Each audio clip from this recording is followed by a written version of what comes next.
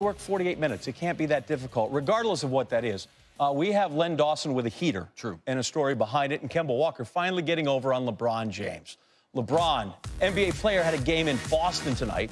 LeBron, the dad, had to get his son's game, go to that one this afternoon, which is about 90 miles away in Springfield.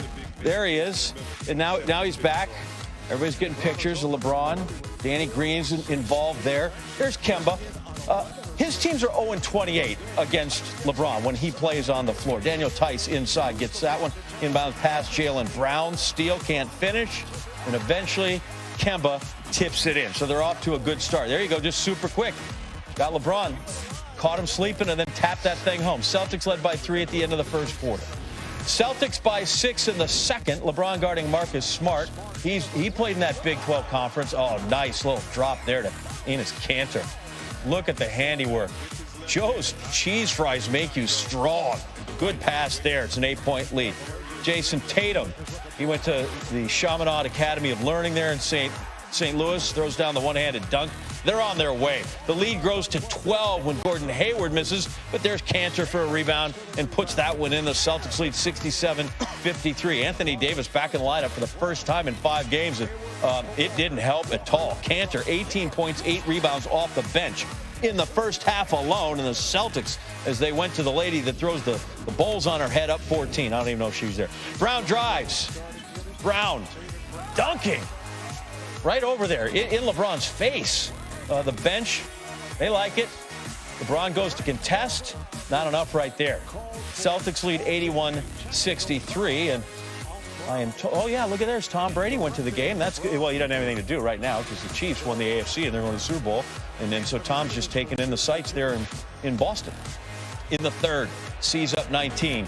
Tatum, three-pointer, got it. He finished with 27. The lead there is 22. And again, Kemba Walker, 0 for 28. When he was with the Hornets, they did beat LeBron's team once, but he was out that game. Celtics win at 139-107. Here's James after all the basketball. I mean, listen, it was just a good old-fashioned butt whooping. That's all. That's all. They beat us on all facets of the game, from the outside, the interior, points off turnovers, and offensive rebounds was the main ingredients to this L. We haven't moved on yet. Tomorrow we will. It's still simmering right now, which it should, but it's a long NBA season, and you don't want to have games like this, but if you do, you try to learn from your mistakes, or you do learn from your mistakes and be better for the next game when you go out. Yeah, they haven't won a bunch yet. I mean, you don't need both hands yet to count them all up. Kemba finally gets that win against LeBron, 0 for 28 against the King. That includes the postseason. It was the 5th time Kemba outscored LeBron in those 29 meetings. Just the 4th 30-point win in the head-to-head series, and the first since 2015 when the Cavs beat the Hornets 129-90. But now that offer's gone, 1 for 28. All right, Tim Legler's on board. I mean, they play 82 games. There are going to be blowouts. Sure. But against these Lakers, Boston's got to feel pretty good about what it pulled off tonight. Particularly when they haven't been playing that well. And defensively, the Celtics haven't been very good for the last 2 weeks. So tonight, this was an important statement game. And I just thought they beat them in every facet, as he said. For me, it started with what they did to him on the glass. And Enes Kanter got this thing going right away. And if this would go, I'd be able to tell you that. But it doesn't look like it's got no touchscreen. Live TV can't do it. I could talk you through it, but it won't be as good, Kenny. Kind of slowing the game down. The very best players slow the game down to such an extent that it just...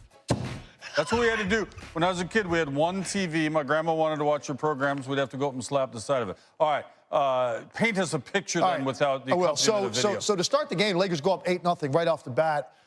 They block 3 shots at the rim. They get 2-3 dunks or layups. It's 8-0 to start the game. It looks like they're at a completely different energy level than Boston. What changed really was when Brad Stevens inserted Enes Kanter into the game. He was 8 for 10 in the first half, and he destroyed the Lakers on the glass. He had 6 offensive rebounds. They had 13 as a team, I believe, in the first half. And I just thought his physicality against the biggest front line in the league, because when you put LeBron out there, you've got JaVale McGee out there, or Howard, and you've got Anthony Davis, nobody plays front lines that are that big in the league except the Lakers.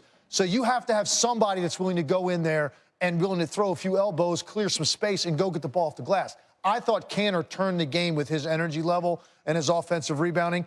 and then that triggered them the rest of the game. Their pace defensively, their want to chase guys off the three-point line, how fast they were playing offensively, and it was fun for a night to see the balance that we love about this team that I haven't seen enough of over the last few weeks. Jason Tatum was great tonight. Jaylen Brown, Hayward, Kemba, all of their best players had great nights. There you go. That's what you would have seen if I was able to work my quickly. If you're the Lakers, though, you just shake it off. It's 1 of 80. And he said it right there, man. And when they tried to make a run in the third quarter and they got to 30, and that's when LeBron came out of the game. And it's just like, you know what? It's one of those nights. It's 82 games. They've been the best team in the Western Conference, without question. You're going to have nights like this. Now, if this happened on the road against a lottery-bound team, if this was in Washington or Atlanta tonight, maybe you don't feel as good about it. But if you're LeBron, you say, hey, this is a team that could get to the finals. They were up for us. They played great. We didn't play very well. And when that happens in the NBA with two really good teams, you get a 20 or 30-point game. You don't have too many of them. LeBron will get this team back on track. All right, somebody who wants to win a technical achievement award, come on down and fix this thing. Legler's coming back. John's going to tell you why. Yeah, ahead of Zion's debut, Wednesday night on ESPN, Legs will be back to break down how Zion will make the Pelicans better, or he may come back and stuff might just break again. One of those two things. You never know. Heat hosting the Kings. Heat 18-1 at home this season. True. All right, first quarter already. Myers Leonard coming to town. Throw it down like dominoes. The team bench into it early. Heat up too early. It's a 1-point game, second quarter. De'Aaron Fox coming. Lob it up. Marvin Bagley, the third. Drop it in. He had to reach way back to make this play. Top play nominee. So the Kings led it 33-32. There were many plays in this game. We're showing you. Buddy Hield, the lob. Bagley reverse. 2-point lead into the half. All right, fourth quarter, under 2 minutes to play. Kings leading it by 3. Hield sets himself up, launches, misses. Bagley right back. Thank you. Oh, how did it sound on NBC Sport California with Grant Napier? I bet it sounded even more enthusiastic. In a good position. 3, Buddy Hield. 2, Buddy. Now they drop off him, and he missed it. Bagley! Oh, if you don't like that, you don't like NBA basketball. Oh, boy! Had a chance for a 3-point play. We like basketball. We just don't like putback dunks. Here we go. Here come the Heat. Adebayo to James Johnson. The 3 is good. The Heat trailing by 3. Duncan Robinson, catch and release. Tied at 103. Under 10 ticks to go. Nemanja Bjelica, the miss, and then the make. It's good. Kings take a 2-point lead. 1.9 to go. Heat down 2. Dragic, Adebayo. How'd that happen? Ties it up with .8. Just a perfect pass. Dragic puts it up. The lob is perfect. Adebayo playing big all season, and that's a good bucket. All right. Kings have 6'8" Harrison Barnes matched up against Adebayo. Then on the switch, it was the 6'3" Corey Joseph trying to take him down, and he's able to pull it off against a much shorter guy. So the game is headed to OT. Kings down 1. Hield. Doing good things for the Bahamas, by the way. Check his Twitter. Check his 3. Kings up by 2. Later in OT, Heat down 2. Johnson's coming. Not looking. It's Kendrick Nunn who launches that over Fox. And the Heat up 114-113. 9.3 to go. Kings down 3. Bogdanovich looking for Fox on the wing. He had it, then he didn't. Through his hands. Heat had the ball. None of the ensuing inbounds play. 5.2 to go. Hield right back. Rips it off. Bogdanovich. They could have tied it, but Johnson resists.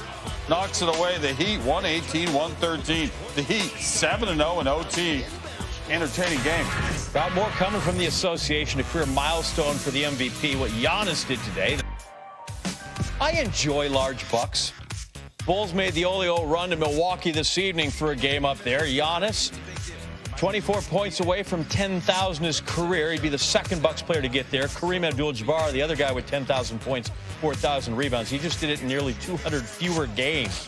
319 to 507. Giannis goes by Lauri Markkanen and then move it around. Brook Lopez misses, and Giannis. There seem to be a lot of guys in black shirts standing there enjoying Giannis's athletic ability. In the third, Bucks is a slim lead, just 4. Giannis drives, and there you go.